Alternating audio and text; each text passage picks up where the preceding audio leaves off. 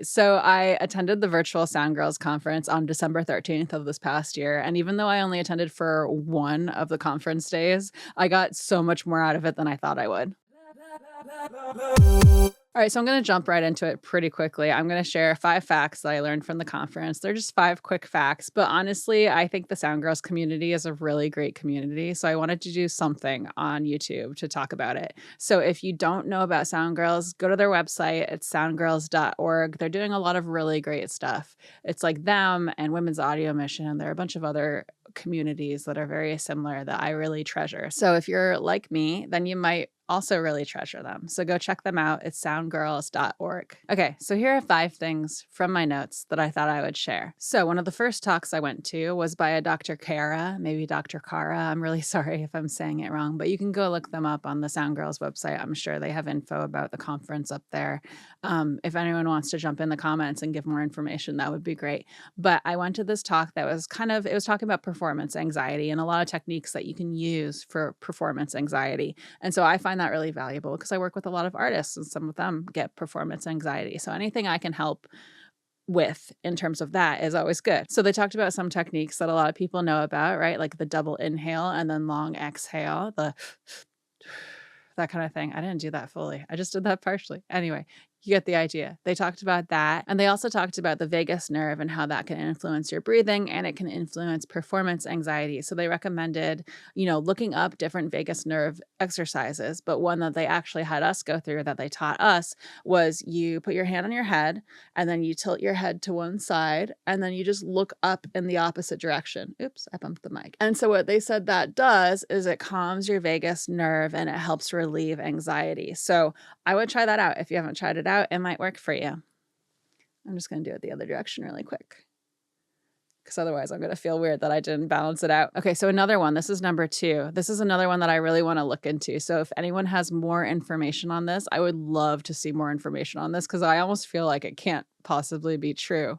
I don't know why. I'm like skeptical of it. But the idea is that oftentimes when you are standing around existing and you're kind of anxious or you're having some performance anxiety, you're kind of internally talking to yourself. And so sometimes you might have an internal dialogue that's not good, right? It's negative self-talk type of thing. And they say, even if you're not saying it out loud, what often happens is your tongue does these micro movements. And they talked about some research involving the tongue doing micro movements that match some kind of internal dialogue. So that's where I'm kind of skeptical. But what they said is to consciously plant your tongue on the roof of your mouth, and that'll stop those micro movements, which then can impact your overall mood, your overall level of anxiety. So I thought that was really, really interesting. If anyone has more information on that, I would love to hear it. So please put stuff in the comments. I want to hear about it. All right. So fact number 3 was from Jessica Thompson, and they do a lot of restoration and reissue music work up in the Bay Area.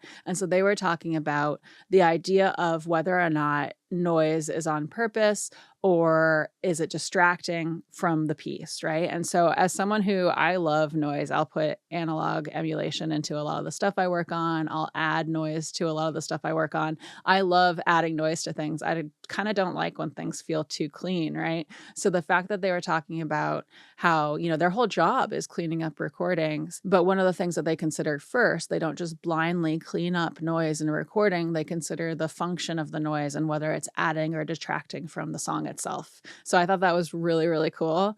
And I don't know, maybe it was just a reinforcement thing for me. But I liked it. I thought it was a good fact. Okay, and so number 4 was from the same talk. They were using iZotope RX to clean up some music in front of us. It was fascinating watching their workflow. But they definitely made a case for the gain tool being underappreciated and undervalued in iZotope RX. So go check out that gain tool in iZotope RX. All right, I'm going to give you the 5th fact here in a second. But first of all, I want to say this video is sponsored by me.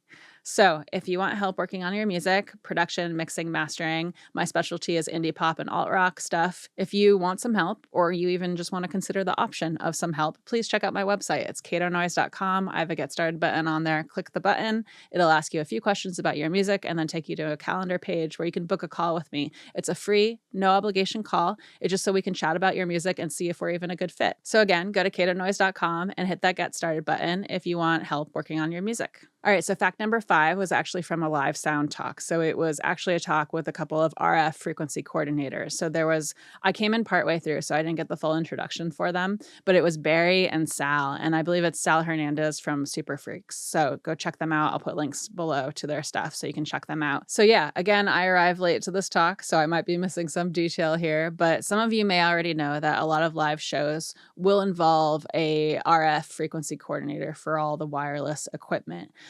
Especially big festivals and stuff like that. So depending on the size of the production, there may be one person or multiple people whose whole job is to be an RF frequency coordinator. So their talk was super interesting because last time I dealt with this stuff was years and years ago, and I didn't deal with it on the level that they dealt with, right? I did musical theater stuff. I was in a different area of the live sound stuff, but they talked about how some companies offer free training for their equipment and how valuable that can be. So if you want more information on that, let me know in the comments and I'll, go find my notes and give you the info that I have. And another thing that they mentioned is that if you want to get into RF frequency coordination, it can be a good solid gig to have in the live sound space.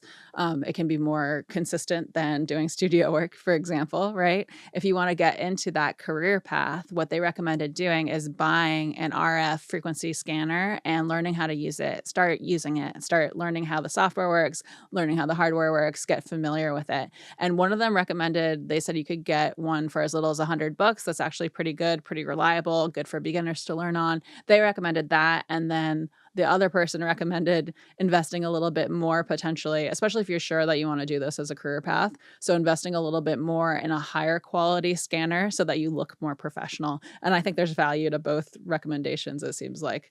So that's not even the fact that I wanted to say for number 5. I'm just getting distracted. So my real number 5 actually came from Sal, and I'm putting this as number 5 on my list because I find it valuable as a studio person as well. So what Sal was talking about is how oftentimes they would have a bunch of emails back and forth with production managers ahead of a show to get a bunch of details about the show, right? And they found that they were asking a lot of the same questions over and over. And so what they just finally ended up doing is making a form on their website that has all those questions, and they just take the link and send it to the production manager and have them fill out those questions. And that's kind of like the starting point that they use for their communication with the production manager. And I thought that was a great idea because I have a bunch of questions that I often ask a band, especially if it's more than one person in a group, right? I'll ask a bunch of questions about, if you have a disagreement, who is the tiebreaker, stuff like that. Stuff that's kind of designed to help me get more information about their project and what they want in terms of sound and stuff like that and the artistic side of things. But also questions about who's in charge and details that if I have that in writing from them ahead of time, they're then less likely to get mad at me if I have to make a call, right? It's because it's ultimately, they told me to go with this person if they all disagree, so that's who I'm going with. You know what I mean? So, point is, I have a bunch of questions that I'll ask people when I start working with them, and it's all in a document. And I was like, of course, should make a form. Of course I should make a form. I don't know when I'm going to or if I'm going to. I'll be honest about it. I am pretty good at procrastinating things, but it's because I'm busy. I'm doing a lot of different things. But I think it's a great idea. So I might be doing that at some point. We'll see. We'll see what happens, how long it takes. So yeah, that's it. Those are my 5 facts from the Soundgirls virtual conference this past December. I have pages and pages of notes from just the one day that I attended. So I think it was definitely worth it. And I definitely recommend attending if you're kind of on the fence about it. It was a lot of fun to both attend and get a lot of good information, but also just to chat in the chats with other people like myself. It was a really nice experience. So that's it. Again, check out my website. It's catonoise.com and click that Get Started button if you might want to work together on your music. I'd love to chat with you about it. And if you attended the Soundgirls conference, let me know in the comments below what your big takeaways were. I'd love to hear about it.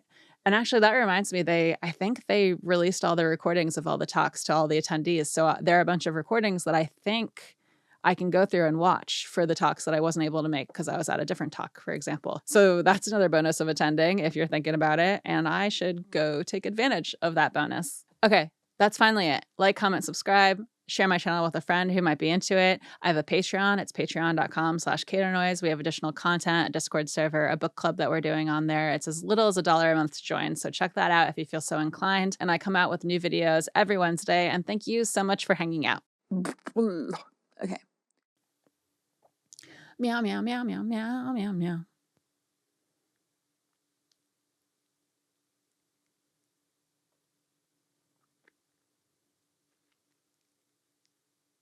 All right, so I'm kinda wondering who's going to NAMM and if we wanna meet up, so hit me up.